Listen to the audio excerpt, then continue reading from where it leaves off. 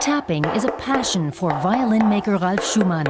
By tapping the instrument, Schumann can tell how the wood vibrates, and that allows him to work out how best to treat an instrument with acupuncture. Schumann has a set of sharp-pointed drills that can reach into the most inaccessible corners of a violin. He's been perfecting his unusual form of violin acupuncture for the past 6 years. By applying slight pressure with a drill, he can make an instrument sound better. An idea he pulled out of thin air. By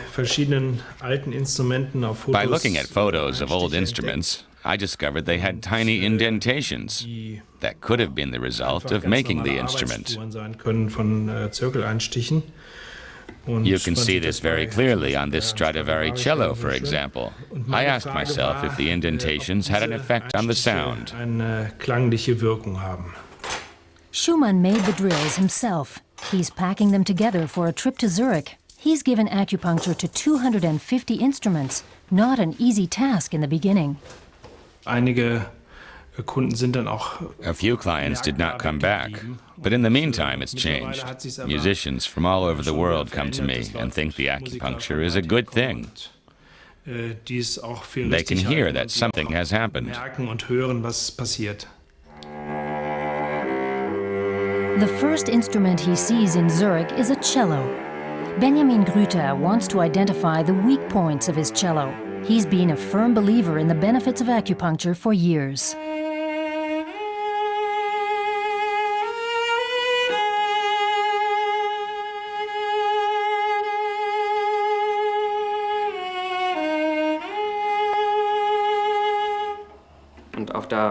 I think the A string sounds a little shrill. Schumann looks for places where the tapping sounds different. That sounds very hard. The indentations are hard to make out with the human eye, but acoustically speaking, acupuncture does make a difference. You can see how it works by taking this guitar, for example. With each note, the instrument vibrates a little. By applying an indentation, the vibration's waves are interrupted. Anything that vibrates differently sounds different. After a quarter of an hour of acupuncture, Grüter gives his cello a sound check.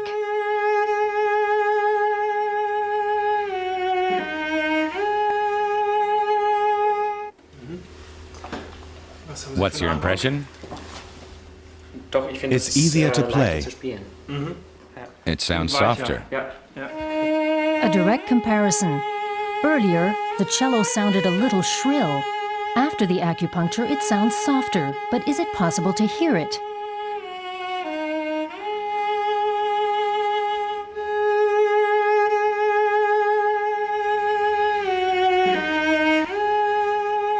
There's a subtle difference.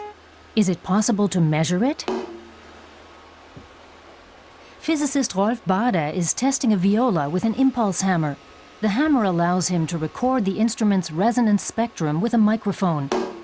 The next step is to filter out the acupuncture's effect. I'm trying to measure the viola's intensity. We can hear a sound's intensity when our ear detects an audio frequency and then processes it using what's called an intensity profile. We're talking about very fine nuances that we're trying to measure, and this is one method that allows us to pinpoint those nuances. Acupuncture to a viola's chin rest has been shown to influence the instrument's sound. This viola belongs to Paul Westermeier. The chin rest on his viola is getting some special acupuncture treatment. Usually I don't ever make as many indentations as I'm doing now. Will he really be able to improve the viola's sound?